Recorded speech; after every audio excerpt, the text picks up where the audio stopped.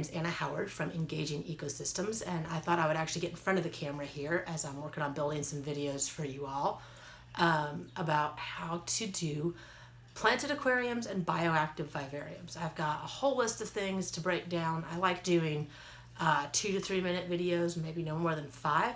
So basically I'm breaking down all of the different kinds of topics and things to learn about into little segments. And I'm going back and forth between vivariums and aquariums. And in the vivarium section, I'm going to be doing some things on tropical vivariums and some things on arid vivariums or desert vivariums and how to make those bioactive, which is actually part of my learning journey. I'll tell you more about that in a second. I've got some substrates back here for us to look at today. And so there'll be a little bit of something for everyone if you're only interested in one of those things. My goal for this channel is to put videos down every Monday, Wednesday, and Friday. Monday's probably going to be some kind of a species or highlight, either on a plant or an animal. And then we'll talk about the different kinds of topics on that, going kind of back and forth on aquariums and vivariums on Wednesdays and Fridays. That's the goal. I can't promise it'll be 100% all the time. I'm trying to get some content recorded ahead of time so that I can get ahead. So on weeks that I'm behind, there's still videos. So I will be doing my best. But that's the goal. And so I'd like to welcome you to my channel. I've already put a few videos on, and there's some ones from sort of sporadic me putting like music to fish swimming from a few years ago. So those are all still up. I'm just going to leave them. But this is my more serious project in terms of this YouTube channel. So that's where we're going with this. So welcome to all of you, all 10 of you or so that have been watching my channel, and we'll see where we go from here. I want to talk today about some vivarium substrates, and I make my own.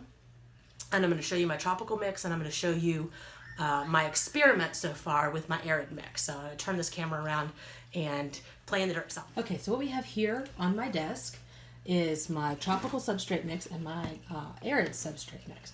Now, I'll talk about this one first. This I've been using in my dart frog tanks and in my arboreal gecko tanks. I've got a crested gecko and a gargoyle gecko, and it is really great, really good microfauna production. The microfauna would be your springtails and your isopods, and I just love what I'm seeing with this substrate after starting to use it with that. So it is a mix of cocoa fiber. This isn't in proportion, but cocoa fiber and topsoil and orchid bark and some various size pieces of charcoal. So there's some really fine pieces. There's a couple of bigger ones in here too. There's tree fern fiber. This really helps keep it from getting compacted. And then what I do, and this is a little bit big, but I chop my own sphagnum moss instead of using the milled, which I feel like creates better air pockets for like the springtails and stuff like within the substrate itself.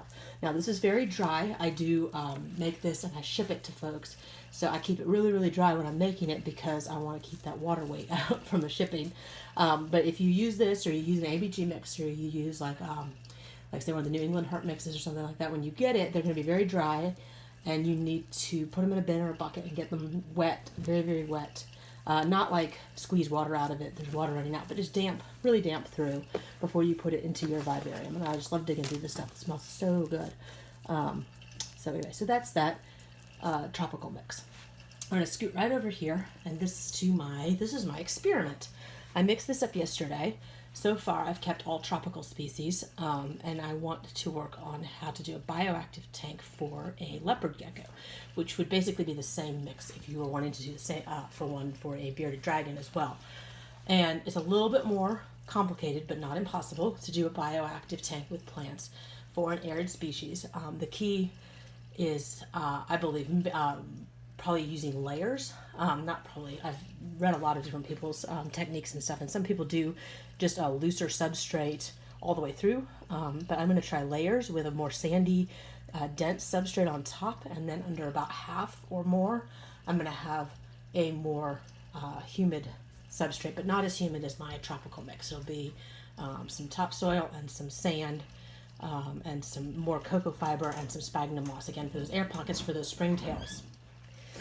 My goal for this substrate is to create a substrate that animals, the different kinds of lizards who like to burrow, such as leopard geckos and bearded dragons and even some micro geckos that come from these sort of arid desert scrubland kind of areas, can create their own burrows. Now, I don't think it's going to hold tunnels, even though I did use some excavator clay in this. I don't think it's enough to make it hold like a full burrow when it dries, but we'll see.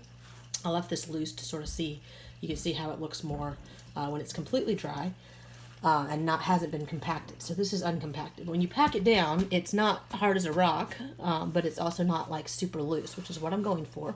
And I'm going to try to use this as my top layer. It also has some topsoil in it. It has sand in it. It has a little bit of cocoa fiber and some reptile bark. I think I'm going to switch this to orchid bark just because I like the smaller wood pieces. So you've got that organic content in there. And then the succulents will be planted in sort of I'll bring some of the damper substrate up a little higher so that the succulent roots can eat it, reach into it faster or more readily. And so they'll be just sort of, it won't be just a flat layer and then like a flat layer and then a layer. Anyways, I will show you this as I build my first desert or arid tank over the next couple of weeks. So there'll be a series of videos on that build coming up. And so over the next couple of weeks in the vivarium world, I will be working on this arid build for a leopard gecko, and I will also be doing a client build for a crested gecko. So I'm going to video that because I've actually not done video segments of any of my builds. I do have build albums with step-by-step pictures on my Facebook page. If you want to head over to facebook.com/engaging ecosystems and look through those, you can see how I built both my dart frog tanks and both of my 20 high conversions for my arboreal geckos, my tree-dwelling geckos. So that's all for today. We'll look at some vivarium layers for both tropical and arid builds in another video, and I will see you all next time. Take care. Bye-bye.